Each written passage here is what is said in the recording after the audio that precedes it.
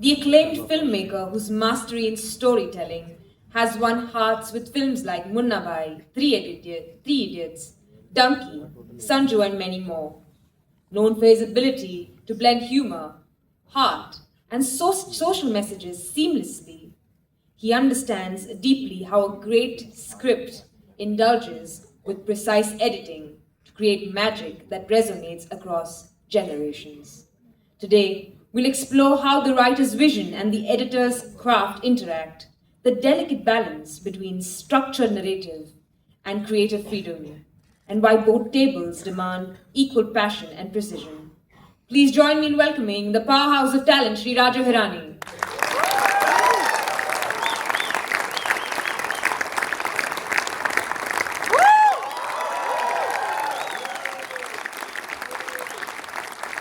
Sir. I now request our esteemed steering committee member and renowned producer, Sri Ravi Kotarakara sir, to honor our guest with a shawl and then say a few words. मेरे लिए कुछ है क्या? Shawl.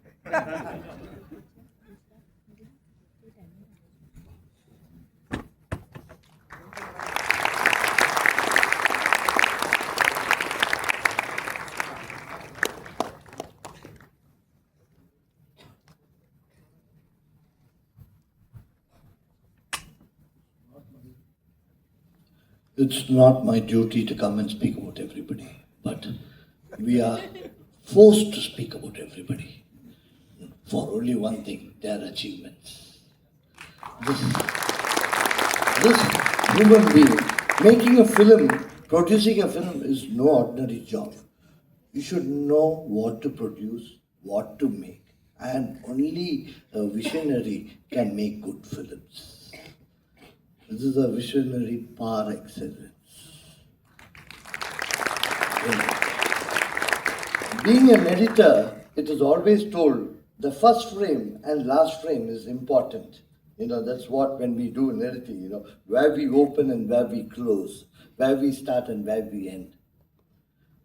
Before he starts a film, once he hears the story, he has visualized the entire film. That is why no wonder he has produced all the hits, the mass, Mission Kashmir, then you got PK, then Munaba, and all the hits, because once he hears the story, the entire vision, he has screened the whole film. It has come in his eyes, it has come in his mind, and he knows what to present to all of you.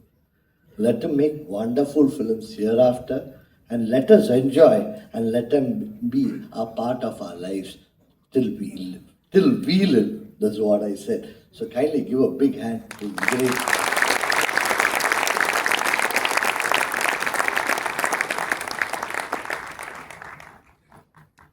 So we are all so excited for this session. The stage is now yours.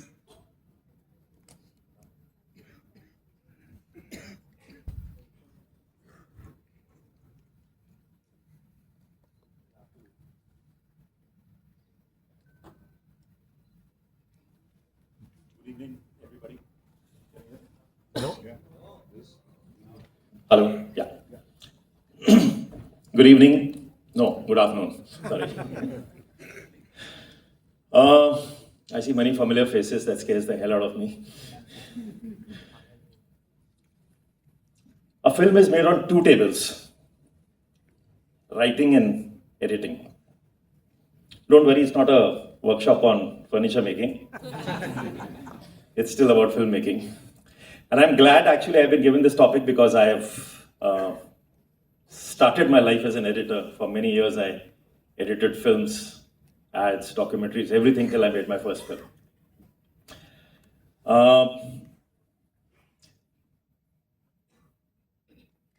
I'll try and talk about editing first.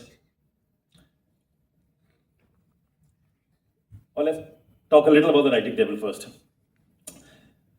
Writing, when you're writing actually, it's a place where you're dreaming.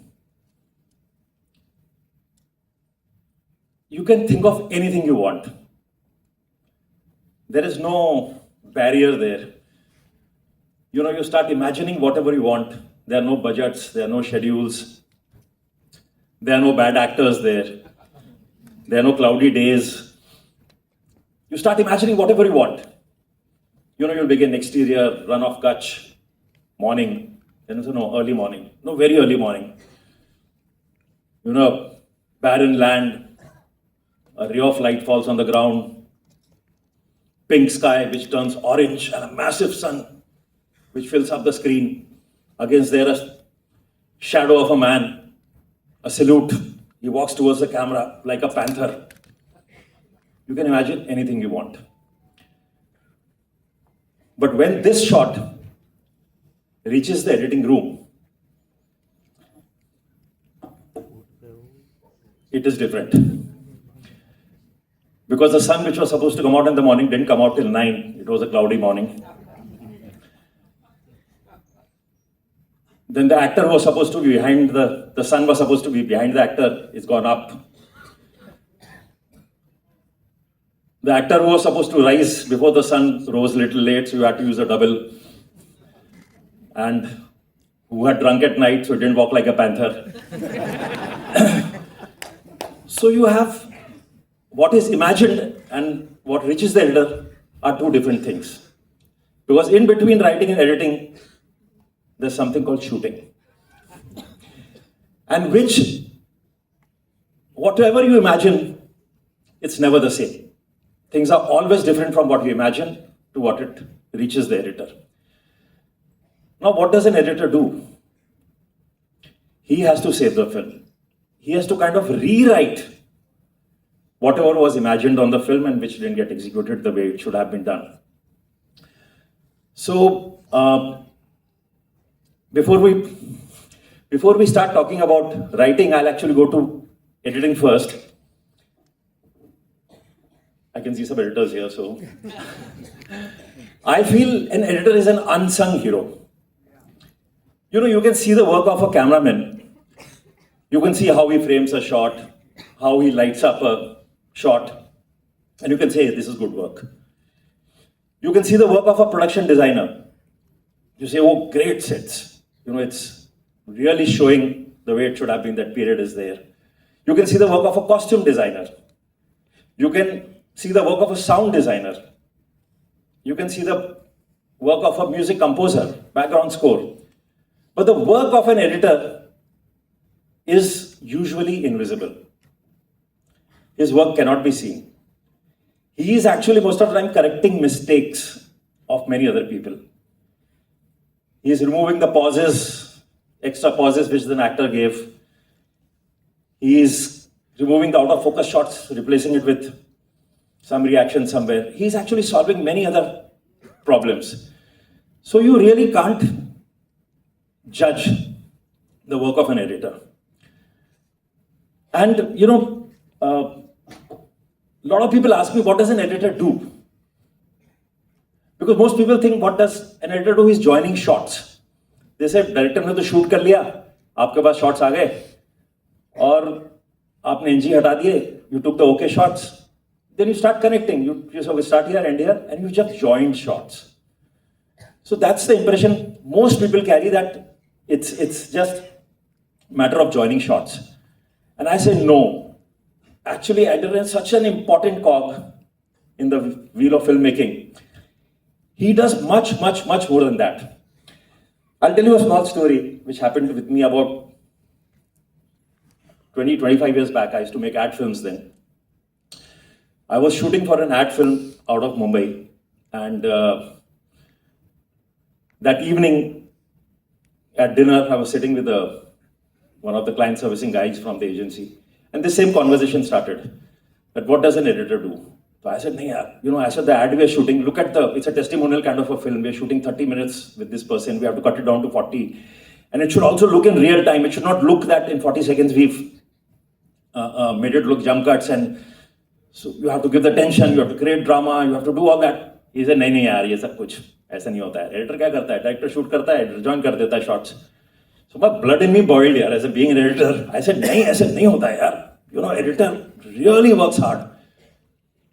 And with every bottle of beer he was finishing, his belief became stronger and stronger that no, editor doesn't do anything. It's only the director who works. Editor क्या कुछ नहीं होता, shot join करता है, वो joiner है. I got really pissed. So next day I told one of my assistants, I said, just take a camera, go to him and tell him we are doing the making of this ad film and just ask him some random questions. Very random questions. He said, what? I said, ask him anything. Who's your favorite person on the set? How's the shoot going? How many times you eat in a day? Ask just random questions, don't worry. He said, why? I said, just do it. So he took a camera, went to the agency guy and said, I'm doing a making. And he kept on asking some random questions. We came back to Mumbai. I finished cutting the ad. I sent it to the agency, made sure it's approved, made sure the money has come in. After all that was done, then I took this footage. And all his answers, I took it. And all I did was just change the questions that were asked to him. I'll tell you what happened later with him, what I did. But I'll show you a little clip, which when I told this story to one of my assistants much later, after we had done Munna Bhai, so he got very excited with this experiment. He said, let me try. So he did this experiment. This is still a toned down version of what I had done to him. So I'll just show it to you that this is a very basic example of how is the same expression, same everything. The questions got changed and what happens. So I'm going to first play you a little clip where the actual questions are there and the actual answers are there, and then the change questions. So let's just have a look.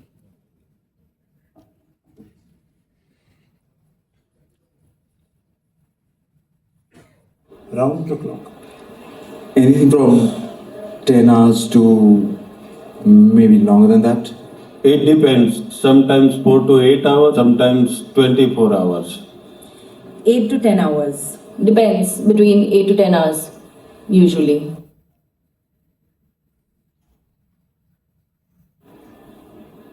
Everyone. Lakshmi Priya Devi. Nikita. Sachin.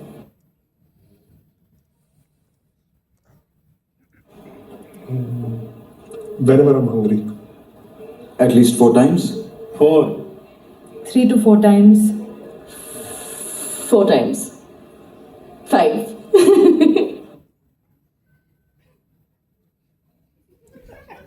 Always. Never. Sometimes. Sometimes.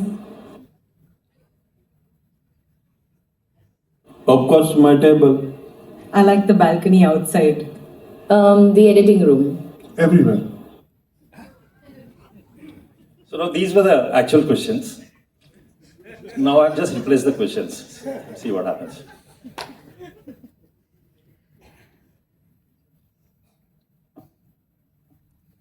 This was a new question. Round the clock. Anything from 10 hours to maybe longer than that? It depends. Sometimes 4 to 8 hours, sometimes 24 hours. 8 to 10 hours. Depends, between 8 to 10 hours, usually.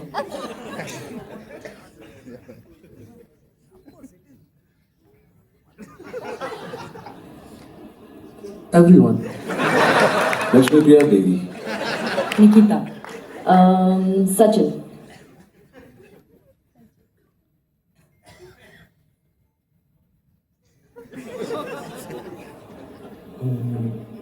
Whenever I'm hungry.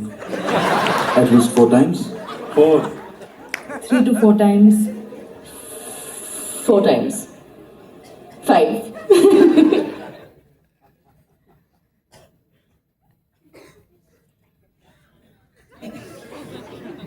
Always. Never. Sometimes. Sometimes.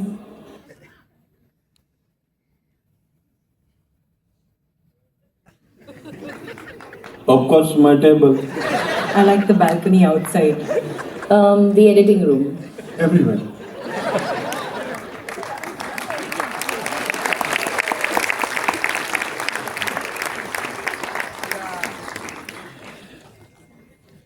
So what I'd done to that agency guy was far more worse than this. I put absolutely perverted questions and made a DVD of it and sent to his house to watch. At 1 in the night, I got a call from him, screaming at me, What the hell is this? I said, I gave you an example of what editing is. He said, it came in the hands of my mother. She played it on the DVD and now she's not believing whatever I'm telling her. Of course, I never got any work from them later. That's another story. So I'm saying it's a very basic example of what editing can do. You write something, you don't achieve what you have written, you can actually flip. You can change the meaning. I think what editing can do is really change the meaning of a story. And how does it happen? When you write something, what is your unit of writing? Your unit of writing is a word. When you put many words together, it makes a sentence. Sentences put together will make a paragraph, a chapter, and finally a book. Similarly, the unit of editing is a shot. The shots by themselves they might not contain the entire meaning. But when those shots are put together with many other shots, a new meaning emerges. And now imagine being able to change the shots, flip the shots. A shot also will have sound. Take the sound from here, put it somewhere else. So when in a film you'll have 10,000 shots, you have the liberty of using transitions, you have the liberty of using music, sound effects. So you can actually completely transform from what it was intended to be. So in film school, actually, we were constantly given this very basic example. So I really can't get into extreme details we'll do it someday. I'll try to show you basic things of how there used to be a collision experiment, which we were shown in the film school,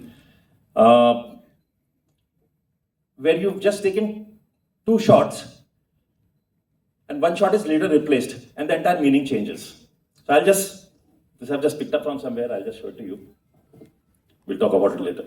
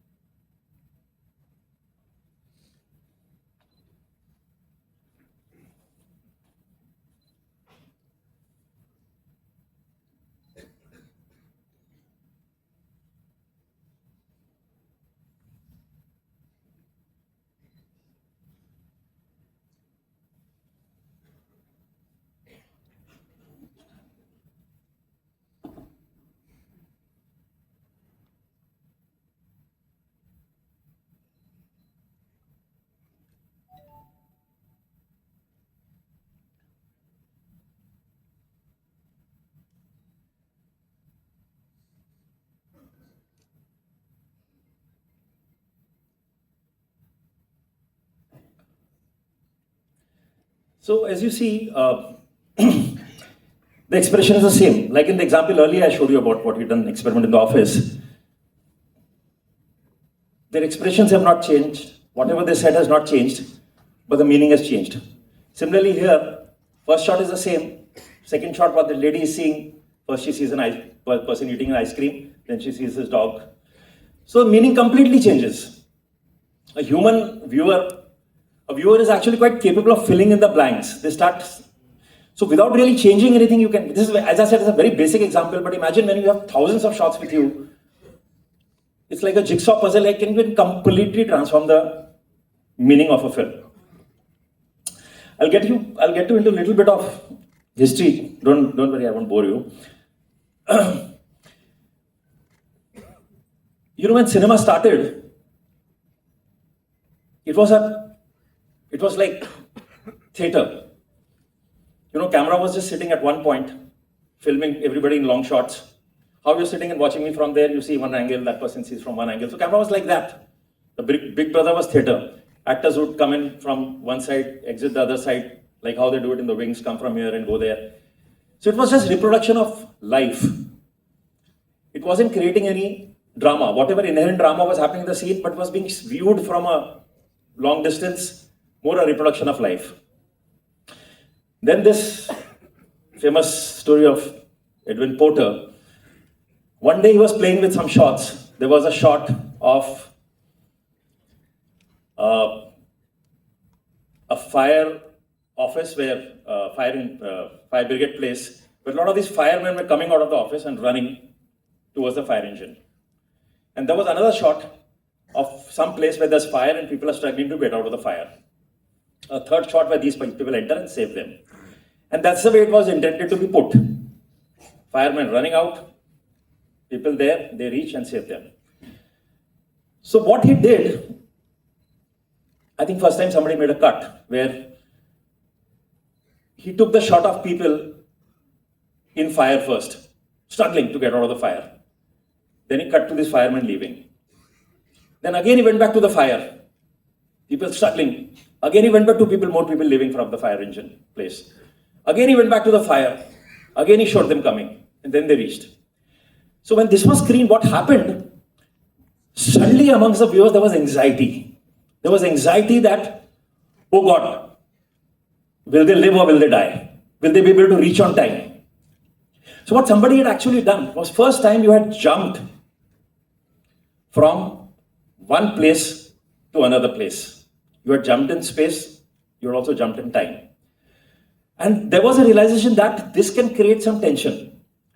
So they realized that editing was capable of creating tension. Editing was capable of creating drama. Then there was this man called Griffith, D.W. Griffith. This was possibly 10 years later from this, after this experiment happened. He took a close-up. For the first time, a close-up was taken. Otherwise, as I said, life was just being reproduced in long shots. And when that was showed to the studio people, they said, no, we can't put a close-up in a film because people are paying full money for the ticket, and how will they will say, why are you showing us half the body? And they might not want to see it, studios. So, but finally, of course, it was screened to the people. And what they realized, what happened with people was suddenly, unlike a theater where you're watching from distance, this time they could go close to somebody's face and see the emotion on this face. It actually showed them the state of the mind of the person. He was crying and people started crying. So they realized the power of actually going close and being able to see what's happening inside the mind of that person. And that's when the use of editing started. They realized it can create drama, it can create tension, it can create anxiety, it can create humor if it's cut properly. And I actually strongly feel that cinema is one of the most important inventions of the last century. And if there was no editing, possibly this would have died a natural death. It would have just been used to record history and something else like that. Cinema has reached wherever it is. That's purely because of editing. And now, as you see, it's just growing. It's growing from one place to another.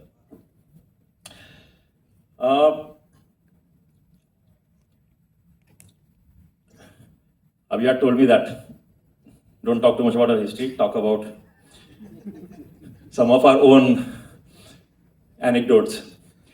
So I was trying to recall what have we done actually in editing which was unique. So I just remember a story from Three Idiots. If you all recall, there was a speech which Chatur, the character, gives on stage like this. And that was a speech which Amir had changed that speech. He comes on stage and there was another speech and which puts him into trouble. Now when we made the first cut, and let me tell you, the first cut will always be bad. Always will be bad. So when we made the first cut, we showed it to some people. The major reaction was, why is Amir doing this to Chatur? He's such a nice guy. What has he done? Usne kya bigada kisi ka? Aap uske saath kyun aisa kar rahe ho? And in my head, when we were writing, in my head, Chatur was a guy who believed in a particular way of education. He was a guy who was doing rote learning and this thing. And then I realized it had not come through. Our attention was more on Virus, who was Baman, that Baman believed in education being in a certain way, and we were making him antagonist in our minds and not paying attention to this guy. That's why he was looking like an innocent guy. Then I said, what do we do? I went back to the rushes. I realized we had shots which we had not used in the scenes because thinking the scenes are getting longer. I had shots of whenever Amir was saying something, say in the machine classroom, I had shots of Chatur just sniggering at him. just saying, what the hell is he talking? When Baman is showing his pen, he says, who wants this pen? This guy is the most eager viewer who's wanting it at the first thing. So all I did in every scene, I just put some shots of this guy. That whenever Amir is talking some sense, this guy is sniggering. 4 or 5 places, all I did, I put the shots, I called back the same audience and showed this film, and the reaction had changed. They felt, yeah, this guy Bhagat believes his belief in education is wrong, he should be butchered like this. So it's nothing, it was just a few shots from here and there in which just completely transformed the meaning. So, you know what is happening today? If they are, this is advice to nahi deni chahiye, par thodi de dete aaj. If they are editing students, I can see a lot of students here. I'm sure some of them are film school students and editing students. There's something I'd like to tell all of you all that, you know what I see today, because the films are being now shot digitally, the quantum of rushes that we used to get when we were editing has multiplied many folds. There was a time when a 2-hour film, we would get about 10 hours of rushes, or 15, 20 hours of rushes. From that, we had to cut it to 2 hours. Now, because of digital, it's in lesser expensive, it's not so expensive, and people are putting 3 cameras, they're shooting rehearsals. So for 2 hours of film, you're getting 200 hours of rushes.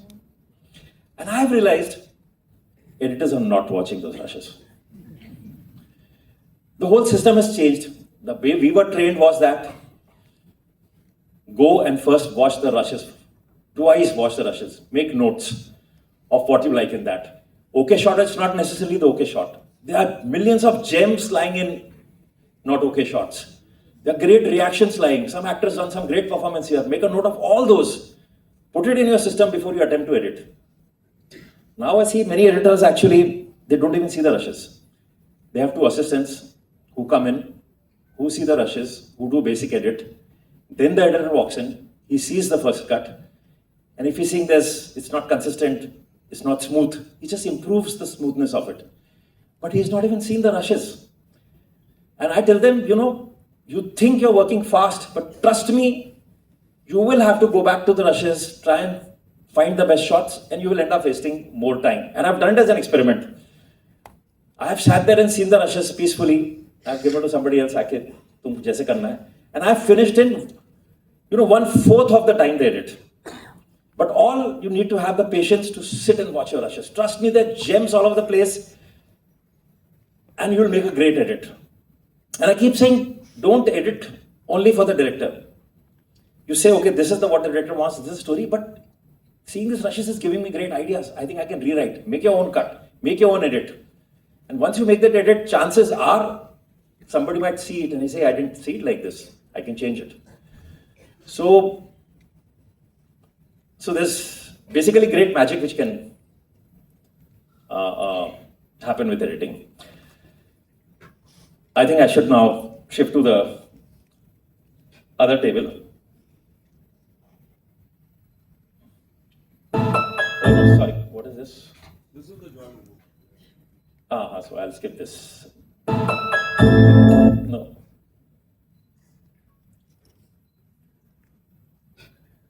Oh, I'm going all over the place.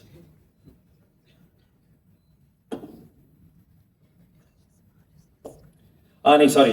I'll show you that last clip I remember watched it. So this is an example of a clip. Somebody sent this to me. Now, 3 Idiots is supposed to be a light-hearted comic film.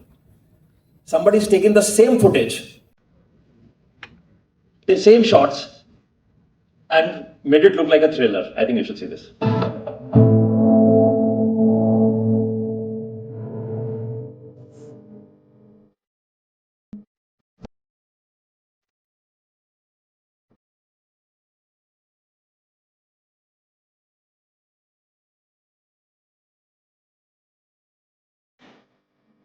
He suicidally murdered us. 5 साल से हम उसे ढूंढ रहे हैं, जिंदा है या मरी है नहीं पता।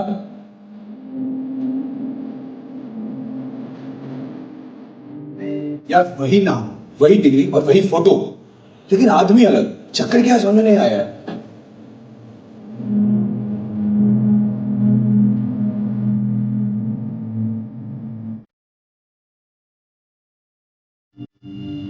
कौन है तुम लोग?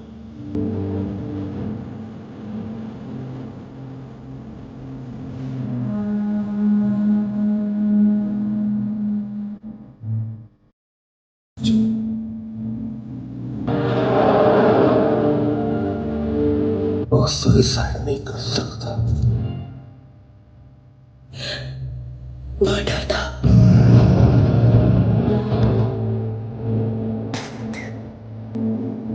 ले जाओ राधे, कहीं कोने में दफला दूंगा, किसी को पता नहीं चलेगा।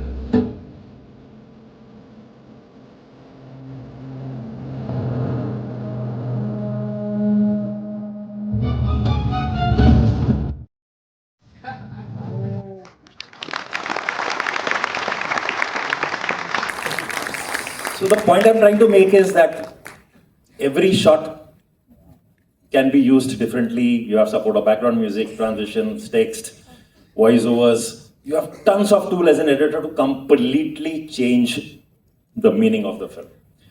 And when it's not working the way it's intended in the script, use these tools to change the meaning. Sometimes you can make it reach where the script was intended to. Sometimes you can make it reach beyond where the script was supposed to go. There's one little more example I remember. I think the clip is there. Again, Three Idiots.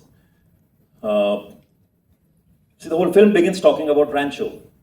His friends are looking for a rancho who had changed their lives, who was a great influence in their life. So the first 15-20 minutes about Rancho, that how great he was, how great. And suddenly at one point, the story was shifting from Rancho to another guy called Joy Lobo. And the guy who eventually kills himself. Again in the screenings, test screenings, when it did, a major reaction came. He says, "Yahan story suddenly gir jati hai." Because the story was moving away from the protagonist to another character, they felt disconnected. He says, "Okay, now another character's come. His story has started." For months we struggled. The same reaction was coming. And eventually all we did, I remember Abhijat was there, all we did was we wrote a line. So from Amir doing 10,000 things, we wrote a line which said, "Ek aur tha, jo rancho jaisa tha." And then we cut to this guy. And suddenly the viewer was engrossed. He says, "Oh, there's another like Rancho. Oh, what is he going to do?" So you kept the engagement alive. It's a quick clip, I'll just. Yeah.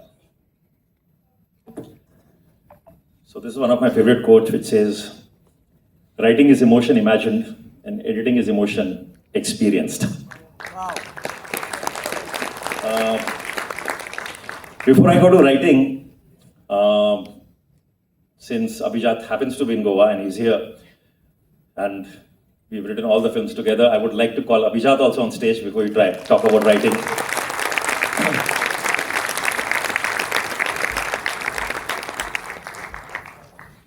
Come.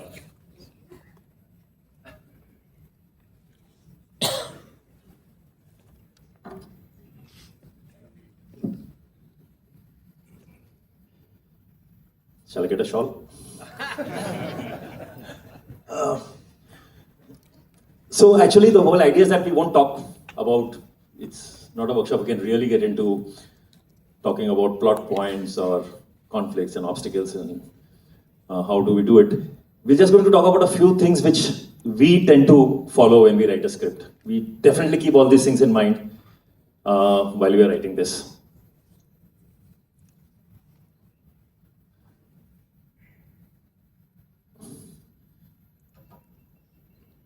So one of the first things that we keep in mind is that your main protagonist should have a want. A film begins only when a character wants something.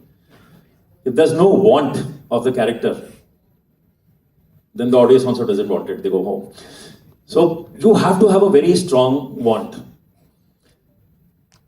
Want could be anything. Want could be like in Munna Bhai, his want was to become a doctor. Or in PK, the want was to go back home. So you have to have an extremely strong want, which is what drives the film. You'd like to expand? Okay. Since I've been listening to Raju sitting there, I think I'll tweak this a little and talk about, in this perspective, what is Raju's want when he's editing? He wants it to work.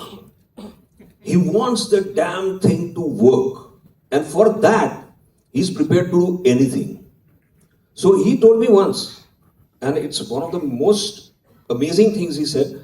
He said, editing is like meditation for me. So I have seen this man editing for hours, forgetting the clock. And that's the want. You know, that he really wants.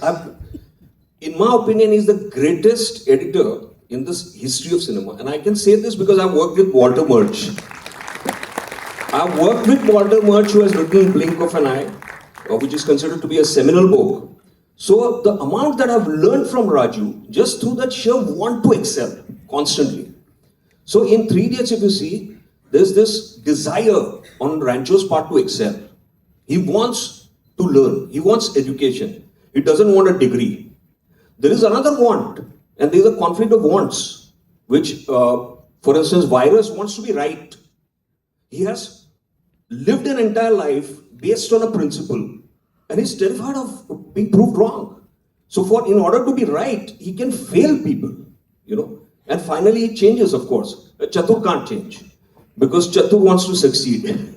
He has no principles. So there is this battle of wants, and every film that we have written. Now, when we are writing 3 Idiots, we are not so conscious of this, but it happened instinctively.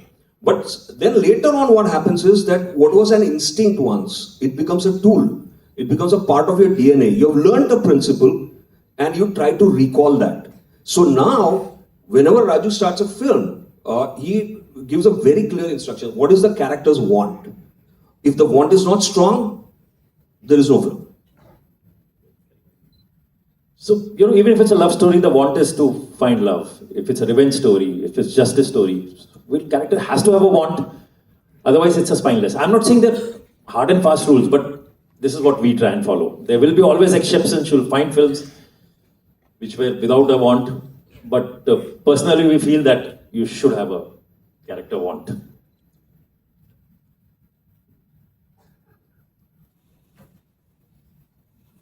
Conflict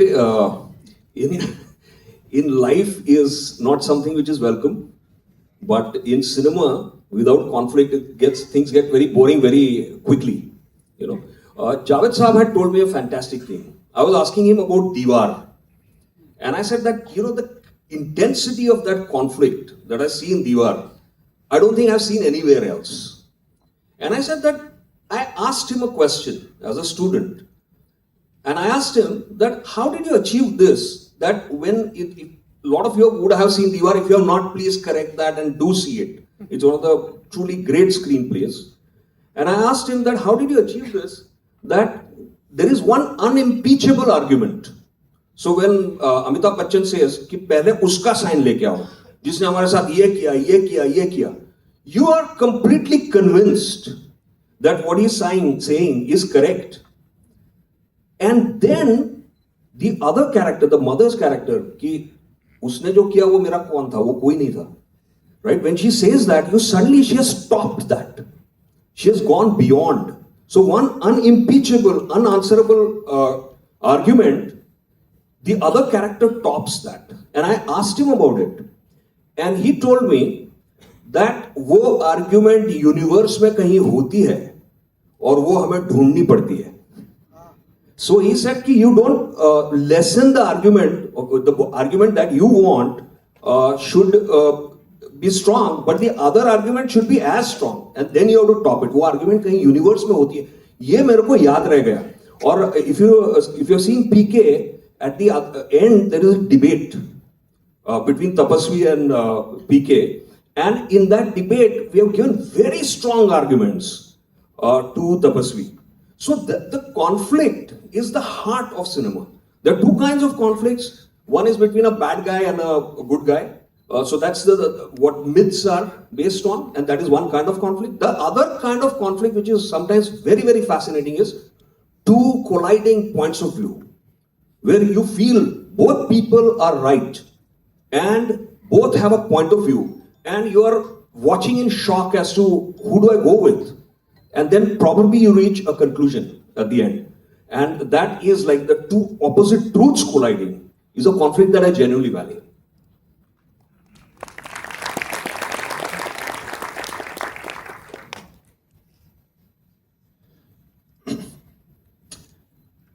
See, what is exposition? Actually, when you write a story, you need to give the viewer a lot of information about your characters, about his background.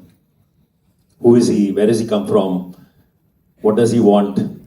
Now, all these, if you start writing scenes to give his background and his desires, it's going to get a very boring scene. So, the challenge is always to hide the exposition. Hide it under drama, hide it under conflict. Let it come. You think you're seeing a conflict, you're seeing drama, and within that you come to know about the character. So always your first draft of the scripts will not have it because you feel the need to give information about those characters. So you tend to talk about them. And later, you start removing it. Like there's this, I've carried that clip actually in 3 Idiots. The first opening scene when Madhavan is sitting in a plane and he brings the plane down. That was written, I still remember the first draft was written very simple. He's in his home, he gets a phone call from Chatur, then he calls up Sharman and both go.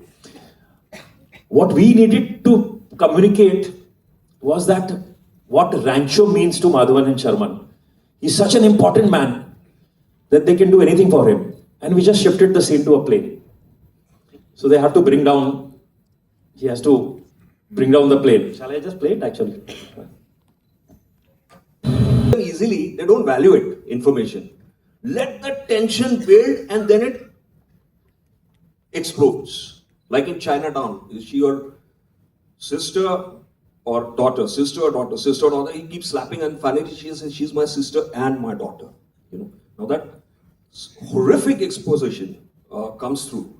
But before that, there is tremendous tension. So in 3 Idiots, we were reading out scripts to people by then, and Swanand had pointed out that after interval, there was a huge high that, oh, it's a wrong guy, there's an imposter, there's a wrong guy in the photo. And you suddenly wonder, what is happening? Who is the real Rancho? What is going on? And then in the script, Javed Jafri was just sitting and telling his story, what happened. But Swanand told us that, that was a little downer. So we immediately got to work. We are greedy for that. If somebody points out a problem and we agree, then that's a great opportunity to improve it. So we are greedy for that kind of criticism. So when he pointed out, we started working and then we came up with the idea of the 2 urns. That Shamal Das Chanchat's asthis are being taken and, the 2 friends, they threatened Javed Jafri that uska visarjan ho jayega commode mein. And that's how he's compelled to tell the story. So compulsion is the key. And there's another example in actually Lagero Munna Bhai, which I sitting there remembered. Because we had to show that at one point Munna realizes that he is hallucinating. Gandhi is just in his head. He's not actually meeting the Mahatma. It's not a ghost. He's actually hallucinating. How do you show that? And we recalled Russell Crowe, just film, Beautiful Mind, and we remember the moment that 20 years after he realizes that everything that he's been seeing is a hallucination because the kid is not growing up. 20 years ago, he had seen a girl who was 4 years old, she's still 4 years old. And he realizes through his rational mind that Marcy is not growing up. That's a great line. Marcy is not growing up. And we remember that line. And we used it in that concept in a scene where the psychiatrist convinces Munna that he is hallucinating through pointing out that whatever he does not know about Gandhi, Gandhiji is not answering. And anything that Munna has read or knows, those are the answers that Gandhi is able to give. So this hallucination was an exposition. It can come in a very ordinary scene that a psychiatrist can sit and tell him. But there's a 4-minute scene where he gives a demo that in 60 seconds I'll prove that you're hallucinating. So we have also put a time bomb there. So the audience is again at the edge of the seat. Oh, how is he going to teach him in 60 seconds? And he does. So that's how exposition should come out.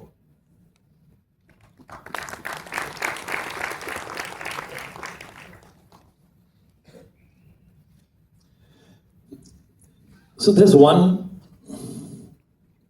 story, and there's something called a theme. So which we strongly believe that theme is always the soul of the film. Like Munna Bhai MBBS is not a story about a gangster wanting to become a doctor. It's eventually a story of that doctors should be compassionate. So that's the theme of the film. When PK is wanting to go back as an alien to his own planet, he's lost the device. It's not the story of PK trying to find his device. It's the story of, in that journey, figuring out what God is and the way we perceive God today. Or for example, Three Idiots is not a film of just fun in a hostel, friendship. But it's a story of how education should be. It's about chasing excellence. It's about trying to do what gives you joy. So I'm not saying again that there should be a theme, but I think the moment you have a theme in a story, it just becomes the soul of the film, and you just feel extremely good about it. So for this, actually, this makes me a little emotional because my partnership with Raju now is, I don't know how would I, it's like, seems like forever to me. I mean, I can't even recall a time when we are not working together, but it started because of one scene that I'd sent him. I first sent him a scene about 22 years ago, which was atrocious. And he had hated it, but he was very kind. He's one of the kindest people I know. So he knew that a creative person tries and does something. So he was not brutal with it. But from his reaction, I knew that it didn't work. So then I sent a second scene. And that scene was actually theme related. It was not, so in the first scene, because I'd seen Munna Bhai MBBS, which I loved, and I'd not written that, he had written it with other people. And I'd loved that film, so I was trying to copy that film. But that failed miserably. And so the second scene that I sent him was, I focused and I thought, what is the theme of this film? What would I want this film to be? And that's when I recalled a story that my professor of English had told me, Professor Niranjan Bhagat. And he had met a man in Paris named André Schwab, whose brother was killed by the Nazis for distributing pamphlets and doing propaganda. And when he was being taken through the streets of Paris to be shot, that man was shouting, "Bullets cannot kill ideas. Bullets cannot kill ideas." And that line I recollected from my college days, and I put it in that scene, that Gandhiji says that मुझे 3 गोलियों से मार दिया गया, लेकिन जमाने बदलते रहेंगे, लेकिन मेरे विचार 3 गोलियों से नहीं मर सकते, वो किसी न किसी के भेजे में केमिकल लोचा करते रहेंगे. These dialogues were not there at that time. It was a very different kind of a scene. But this concept was there. And then the call that I received from Raju, when he read that scene, I was in Ohio at that time teaching, and that call is the most important thing that happened in my life. Because he was so kind and so generous, and that's the importance of the theme. I got all this entire privilege of writing with Raju because of that scene, and that was theme related. Yeah, I recall that actually what he had written was, if you all recall Lagero Manabai, there are these old people who stay in a home together, second innings home, and one of them had died while he was protesting against the antagonist, and it's his funeral. And while he's being cremated, we see Gandhiji far away, and the piece of cloth he's wearing that flies off, and you see 3 bullet marks on his chest. And Munna asks, "What is this?" He says, Munna used to say something he wrote कि आपको भी तो 3 गोलियों से मार दिया, आप कहाँ बच पाए? He says, "पर मेरे विचार नहीं मर सकते," something like that. So which didn't stay in the film. Finally, we didn't kill those old guys. It changed, but it came right at the end of the film where he says, "You can kill me, but you can't kill my thoughts. They'll keep bothering the universe for a long time to come. So scenes obviously change. रूप बदलते रहते हैं, कहीं ना कहीं जाके finally fit हो जाते हैं.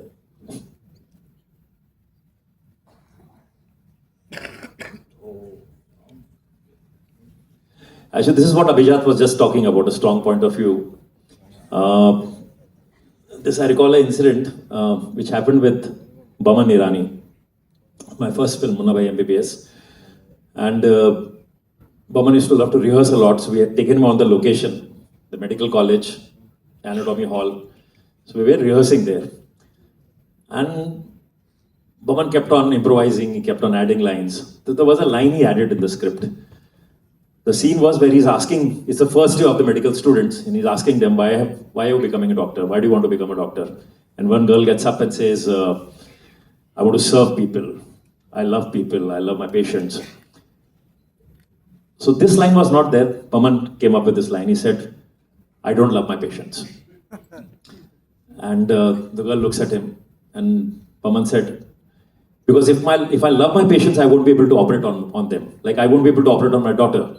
So I have to be absolutely dispassionate as a doctor. That's the only way I'll be able to treat them.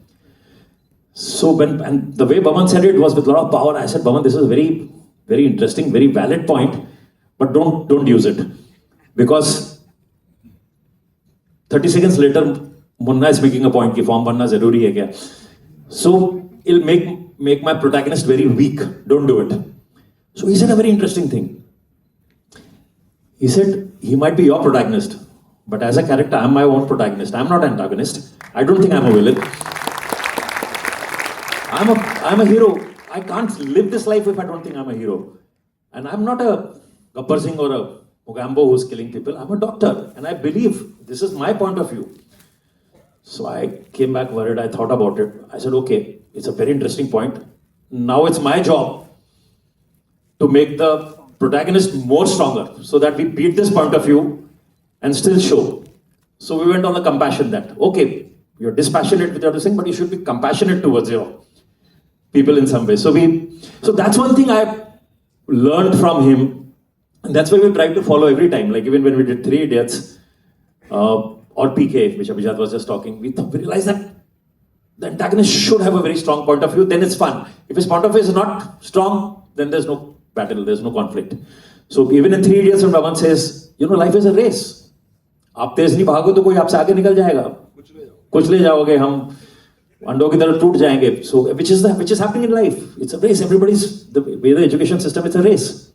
Or even in PK, Tapasvi ji had a point of view. He said, लोगों को तकलीफ होती है, कोई परेशानी होती है life में, जब अपना प्रॉब्लम सॉल्व नहीं करते हो, भगवान के पास जाते हैं. अगर एक धागा बांधने से उनको सुकून मिलता है, तो आप उनका सुकून तोड़ने वाले कौन होते हो? So we gave them strong points of view and then said, okay, now let's have a protagonist point of view and break these point of views.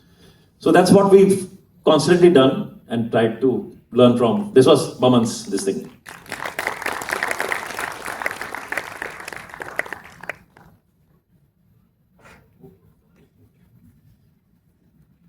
You can talk about it. Find triggers from life. Yeah, because, very early on, working with Raju, I realized how much we were reminiscing, how much we would recall from our lives. Now, these were not necessarily things which had happened to us, right? These were things sometimes which some friend had just told as an anecdote to us, something we had read in a paper happening to some other people. But one thing we understood was that if we remember this, there is a reason for this. Why do we remember something? Why does it have a claim on our memory? We don't remember what happened yesterday. Like where did we keep that key? 5 minutes ago, we can't remember. But we remember something from 30 years ago because it was so funny, or it was so moving, it was so shocking, right? So something has a claim on your memory even after 30 years, it's likely to be powerful. If you are affected by that, it's very likely that your audience will be similarly affected. So you are also making a claim on their memory through these kinds of moments. So off the bat, I recollect two moments from Three Idiots. One is actually, it happened just 2 days back that I lost a friend in Ahmedabad. His name is Raju Nayak. And if you know Ahmedabad, there are poles which are very narrow streets. And this gentleman passed away, and he was my brother's friend. My brother Soumya Joshi's very close friend. And he had talked that in his pole, because people were peeing on the walls, somebody had put up that electric thing, which we used in Three Idiots. Because my brother had told me this as an anecdote, you know. So when that guy does Mutra Visarjan on Rancho's door, and he gets an electric shock, right? That scene had the basis in a story from when I was maybe 20 when I had heard it, you know. And it came in handy at the time of Three Idiots. So when we sit and chat about these things, they have a value because we remember. So some anecdote, something that we would try and make up, probably won't match that. So something that is in life has that kind of a power. There's another thing in Three Idiots where, you know, Belan wala scene hai, you remember? When a person has eczema and the wife, while doing roti, she does वो बेलन से ऐसे उसको scratch करती है. So that one of my uncle Ramesh bhai, my mother's friend, he was in the US and early days of US immigration. He had reached there, and he went to one lady's house, his friend's house. His wife was cooking and she was wearing a sleeveless blouse. And he said that while doing making rotis, she would every now and then go, she was scratching her back through her blouse with the belan. And then at one point, she put it in her armpit. And at that point, he declared that, "Sir, मुझे गेहूं की allergy है." So मैं सिर्फ rice खाऊंगा. So I was extremely keen, along with this anecdote, for this line to come into the movie. But somehow the scene, the way it was going, we were not able to craft that line into it. So then after the scripting, I'd gone away to the US, and then Raju, right after the shoot, he called me and gave me a good news that he had still managed to turn an extra screw in that scene. He said, "Usme ek baal dal diya hai." I'm sure you remember that hair in that black and white scene. Actually, there's a clip, I think we should show that and then we can talk about this. It's a little longish clip. Actually, we'll get up so they can see it. But then I'll tell you what Triggers from Life really means.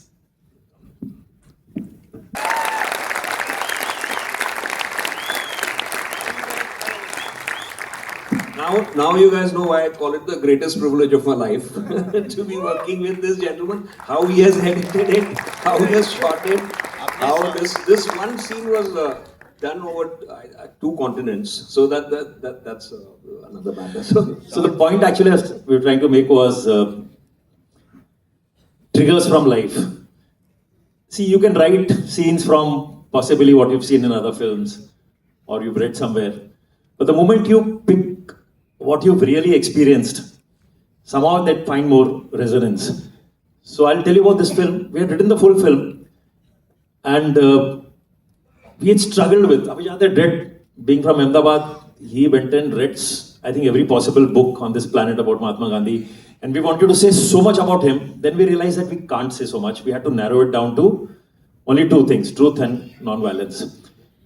We wrote the whole film.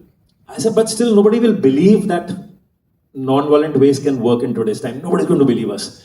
So we decided to create 2 or 3 examples of goodness, of non-violence, which sound believable. For 6 months we struggled. We didn't have a scene which was believable. Then we were just digging into whatever we used to tell each other. And I had once told Abhijat that I had a very close friend when I had just come to Bombay and I used to go out to eat. And whenever we went to any one of the small Udupi restaurants we used to go to, and he would call the waiter because the waiter would be busy. He would say, "Shh, idhar aa." And I used to get very embarrassed. I said, "Aisa kyun bula raha hai?" And he would say, "Arey yaar, paise de rahe, problem kya hai?" So this I told Abhijat. Abhijat at some other point, a month later possibly, told me about a Gandhi quote, where he said that, Gandhiji has said that, if you want to judge a person, see how he behaves with somebody who is lower in strata than him. You know, with somebody bigger than you, will behave decently, how he behaves. So actually, in that matrimonial scene, where he meets up, these two things came together to create a scene. So the memory of that quote and memory of this issue, we were able to create a scene out of it. That spitting scene was something which had happened with my mother-in-law. She used to stay in Bandra East, in the MIG colony, and she was on the ground floor. First floor, there was some other lady, the kitchen was there, and from the kitchen she would throw the eggshells, cut vegetables, all the kachra would come down into a little patch of garden she had. And that would happen every day. So her maid, my mother-in-law's maid, would yell at that person, "Band karo, mat karo, kuch nahi karo." And nothing happened. So one day, she went to her little patch of garden, she picked up all the eggshells, she picked up all the vegetables, put it in a plastic packet, went up to the first floor, rang the bell. The lady of that house opened the door and she says, "बहन जी, आपका ये कुछ सामान रोज गिर जाता है, मैं आपको ले आया करूंगा, आप चिंता मत करना, मैं आपको पहुंचा दिया करूंगी." And it stopped. The next day it stopped. So by yelling it didn't stop, but by goodness it stopped. So that scene got converted into the spitting scene. But these were all reflections from life which made us write those scenes and convert those scenes. Another thing that came to my mind now, actually, while I was watching this, since we were talking about editing, was when we had finished the edit of Lagero Munnabai, one comment which was constantly coming from the reactions of people we were showing the film was, in the second half, we don't see Gandhiji. You know, it's a film about Gandhiji and we don't see him. I said, no, I can't just bring him. So what we did in the edit was, we created this song, Bande Mein Tha Dam. And whenever something happened, we played this song. So Anand wrote these lyrics, Bande Mein Tha Dam. And it keeps coming whenever any Gandhi deed happens, a good deed happens, we keep playing. So nobody in the film later complained that the presence of Gandhiji is not there. So it was an edit decision, again, not a scripted decision. Yeah. He has done this in two songs. In this Bande Mein Tha Dam was a work of genius because he actually evoked Gandhiji through that song, and it was a miracle for me. When I was watching these things come alive before my eyes, that he has assembled this montage and then he has given it a thematic unity. It was absolutely unbelievable. He has done it in Pal Pal also. That there was, you can tell that story, how you just too close. I might not recall so much actually, but we had not shot that song. There was one song, Pal Pal Pal, which was,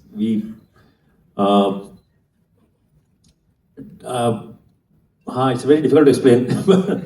We didn't shoot that song, but I picked up images from some other song and put it in that.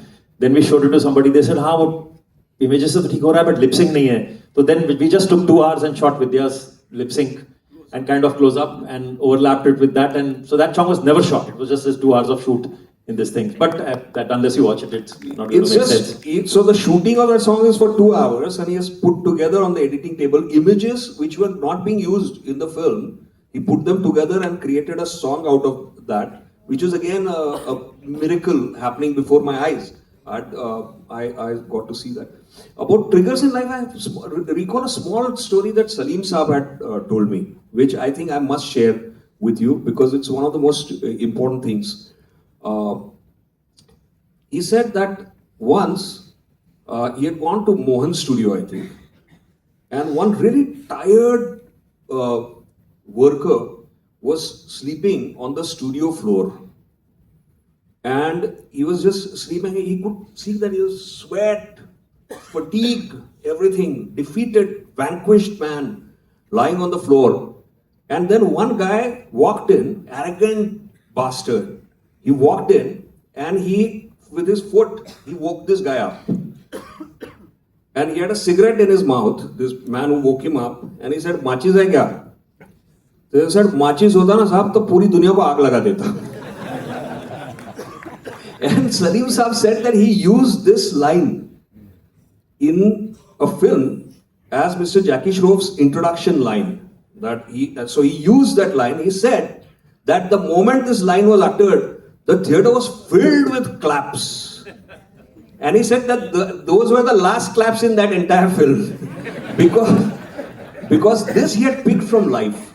And it had the vitality and the pulse of something which he had experienced. And he said the rest was sort of, he was not very kind about his own writing for what happened to the rest, because it was not coming from life. So that's the vitality of that experience which every writer should strive to bring in to his work. Yeah, so I guess that brings us to the last quote, which is, writer writes the first draft and editor the last. I'm sure editors will be very happy today. So thank you so much. The only thing I could tell the writers is to try to be a part of the edit after the first cut is made, and see that where the film is, because sometimes you are able to contribute to the editor. So you may not know how to cut a film, but you may be able to give certain ideas that, hey, can you try this? Can you try this? Because you know that, hey, this is not working at the level of the story. So help. It's a collaborative process, so everybody has to chip in. And so sometimes the writers just go away. They deliver the draft and they go away. They don't see through the film. You know, so even after the edit is done, they should see it, and there might be some potential, because Raju is capable, as he's a writer, he is a director, he is an editor. He's capable of doing things that he does, which are miraculous. Everybody might not have that capacity. So it being a collaborative process, I think the writer also should be, director should be involved in giving these things to try and contribute. That's how I see the whole Yeah, absolutely. So I have to say that Abhijat is always there when the first cut is made. He's the first person to see it, and he comes and says, this is an extra line, or this line should have been something else. And sometimes I wonder, now how am I going to remove it? But you keep striving and it happens sometime. In fact, I remember Three Idiots was being played in it had released, and we went to a theatre to see the reaction. I think the second or the third day, we were in an auditorium. I think Chandan was. We were watching the film, standing in one corner. And suddenly Abhijat taps at me. And he says, Bharav. I said, kya ho gaya? He said, yaar, yahan pe ye line, ye aise nahi, dusri honi chahiye thi. We should have put that line. I said, Abhijat, the film has released. It's doing very well. People are loving it. Now just take it out of the system. It's over. He said, but the DVD has not released. No, we can change it there, no. So thank you so much for being a great audience.